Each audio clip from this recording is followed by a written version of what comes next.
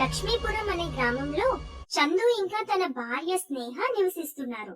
చందు రోజు అడవిలోకి వెళ్లి కట్టెలు కొట్టి అవి అమ్మి ఆ డబ్బులతో కుటుంబాన్ని నడిపేవాడు.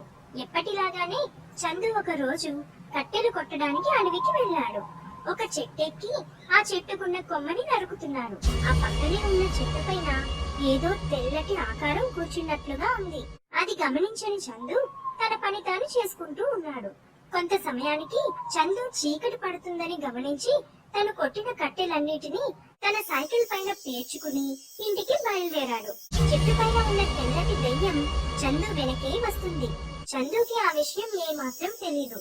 తను రాత్రి అవుతుందని గబగబా సైకిల్ తొక్కుకుంటూ ఇంటికి వచ్చాడు. తన సైకిల్ ని బయట నిలబెట్టి ఇంటి లోపలికి వెళ్ళాడు. స్నేహ, సైకిల్ పైన ఉన్న కట్టెలు ఇంట్లో పెట్టు, నేను స్నానం చేసి వస్తాను. ఆ సరేనండి అని అంటూ స్నేహ ఇంటి బయటకు వెళ్లి చూసింది. కాని అక్కడ వాళ్ళ సైకిల్ కనబడలేదు. కంగారుగా తన భర్త దగ్గరకు వెళ్లి, ఏమండి, మన సైకిల్ ఎవరో దొంగతనం చేశారండి అని చెప్పింది. అది విన్న చందు ఒక్క అడుగులో బయటకు వెళ్లి చూశాడు. కానీ ఆ సైకిల్ చందు ఎక్కడ పెట్టాడో అక్కడే ఉంది. అది చూసిన స్నేహ ఆశ్చర్యపోయింది. ఏమండి, ఇందాక ఈ సైకిల్ ఇక్కడ లేదే, ఇప్పుడెలా వచ్చింది?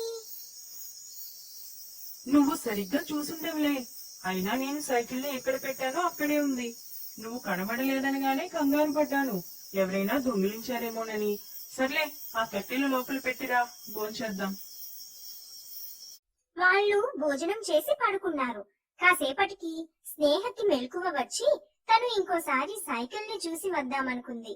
ఎందుకంటే తను చూసినప్పుడు లేని సైకిల్ మళ్ళీ అక్కడికి ఎలా వచ్చిందా అనే అనుమానం తన మనసులో మెదులుతూ ఉంది. బయటకు వచ్చి చూస్తే మళ్ళీ అక్కడ సైకిల్ కనబడలేదు. భయంతో లోపలికి వెళ్లి తన భర్తను నిద్ర లేపింది.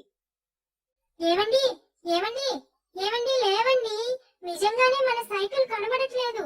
లేవండి, వచ్చి మీరే చూడండి. అబ్బా, ఏంటి స్నేహ, రేపు నాకు చాలా పని ఉంది. రమణ గారి ఇంట్లో పూజకి చాలా కట్టెలు కావాలన్నారు. అయ్యో, నేను నిజమే చెప్తున్నానండి, ఒక్కసారికి నా మాట నమ్మండి, రండి చూడండి. భార్య అంతలా చెప్తుంటే ఒక్కసారి చూసి వద్దామని చందు స్నేహతో కలిసి బయటకు వెళ్ళాడు. కానీ ఆ సైకిల్ అక్కడే ఉంది. నీకేమైనా పిచ్చి పట్టిందా? మంచి నిద్ర చెడగొట్టావు అని విసుక్కుంటూ వెళ్లి పడుకున్నాడు. స్నేహకి ఇంకా భయం కలిగింది. అసలు తను చూసినప్పుడు లేని సైకిల్ తన భర్త రాగానే అక్కడ ఎలా ఉందో తెలుసుకోవాలని ఇంటి లోపలికి వెళ్లి తలుపు వేసుకున్నట్లుగా నటించి బయట ఏం జరుగుతుందో అని కిటికీ పక్కనే ఉండి గమనిస్తూ ఉంది. బయట అంతా చీకటిగా ఉంది. ఆ చీకటిలో సైకిల్ కదలడం గమనించింది. మెల్లగా తలుపు తెరిచి చూసింది. ఆ సైకిల్ పైన ఒక దెయ్యం కూర్చుని తొక్కుతుంది. అది చూసిన స్నేహకి ఒక్కసారిగా వణుకు పుట్టింది. భయంతో ఇంటి లోపలికి పరుగెత్తి తన భర్తను నిద్ర లేపింది. ఏవండి, ఏవండి, దెయ్యం, మీ సైకిల్ పైన దెయ్యం అండి, ఏవండి, ఏవండి, లేవండి. కానీ చందు ఏ మాత్రం చలనం లేకుండా గుర్రు పెట్టి నిద్రపోతున్నాడు. స్నేహకి ఏం చెయ్యాలో తెలియక తను కూడా దుప్పటిలో దాక్కొని భయంతో నిద్రపోయింది. మర్నాడు చందు ఉదయమే లేచి తన పనికి వెళ్ళాడు. స్నేహ ఆలస్యంగా నిద్రలేచింది. లేవగానే తనకి రాత్రి జరిగిన విషయం గుర్తొచ్చింది. భయంతో వణుకుతూ కూర్చుంది. కొంతసేపటికి అదంతా నిజమా కళ, బహుశా కలై ఉండొచ్చు అనుకుంటూ తన పనులు చేసుకుంది. చందు సైకిల్ పైన కట్టెలు పెట్టుకుని వస్తుంటే దయ్యం వెనకే కూర్చుంది. చందుకి సైకిల్ ఎంతో బరువుగా అనిపించింది. వెనక్కి తిరిగి చూశాడు, కానీ తనకి దయ్యం కనబడలేదు. తను పెట్టిన కట్టెలే ఉన్నాయి. ఏంటి ఈ కట్టెలు ఇంత బరువుగా ఉన్నాయి? రోజు కన్నా తక్కువ కట్టెలే కొట్టాను, కానీ ఇంత బరువుగా ఉన్నాయేంటి అంటూ అయోమయంగా మళ్ళీ సైకిల్ పైన కూర్చుని తొక్కుకుంటూ వెళ్తున్నాడు. ఆ వైపుగా వెళ్తున్న చందు స్నేహితుడు గోపాల్ సైకిల్ వెనుక ఎవరో కూర్చుని ఉండటం గమనించాడు. సైకిల్ తన దగ్గరకు వచ్చి తనని దాటి వెళ్ళింది. సైకిల్ పైన దయ్యాన్ని చూసి కంగు తిన్నాడు. చందు భార్యతో తను చూసింది చెప్పటానికి వాళ్ళ ఇంటికి వెళ్ళాడు. అమ్మా చెల్లమ్మ, స్నేహ, తొందరగా ఇలారా. ఏంటన్నయ్యా ఇలా వచ్చారు? ఎందుకంత కంగారు పడుతున్నారు? ముందు ఇంటి లోపలికి రండి. స్నేహ, చింతగాడి సైకిల్ పైన దయ్యాన్ని చూశానమ్మా. ఒక్కసారిగా గుండాగిపోయి పరిగెత్తుకుంటూ నీ దగ్గరికి వచ్చాను. అంటే నేను చూసింది కల కాదా?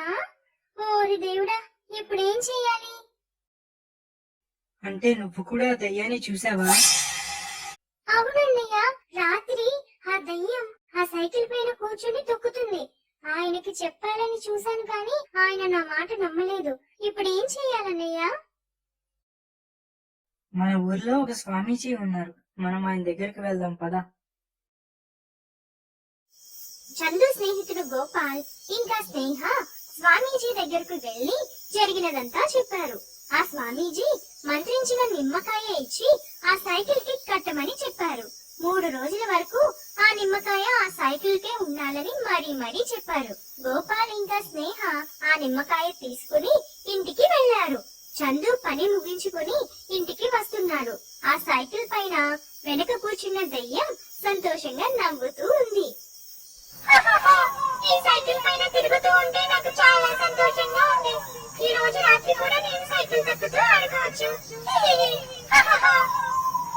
చందు ఇంటికి వచ్చి సైకిల్ పక్కన పెట్టి ఇంటి లోపలికి వెళ్ళాడు. గోపాల్ ఇంకా స్నేహ జరిగినదంతా చందుకి వివరించారు. ఆ దయ్యం బయట సైకిల్ తొక్కుతూ తిరగడం చూసిన చందు చాలా భయపడ్డాడు. అయ్య బాబోయ్, ఇప్పటిదాకా నేను దెయ్యాన్ని ఊరంతా తిప్పానా? అందుకే సైకిల్ అంత బరువుగా ఉంది. గోపాల్ గట్టిగా మాట్లాడుతూ బయటకు వచ్చాడు. సైకిల్ దాని స్థానంలో అది ఉంది. వెంటనే గోపాల్ సైకిల్ కి స్వామీజీ ఇచ్చిన నిమ్మకాయ కట్టి తిరిగి ఇంటి లోపలికి వెళ్ళాడు. ఆ దయ్యం మళ్ళీ సైకిల్ పైన ఆడుకోవడానికి వచ్చింది.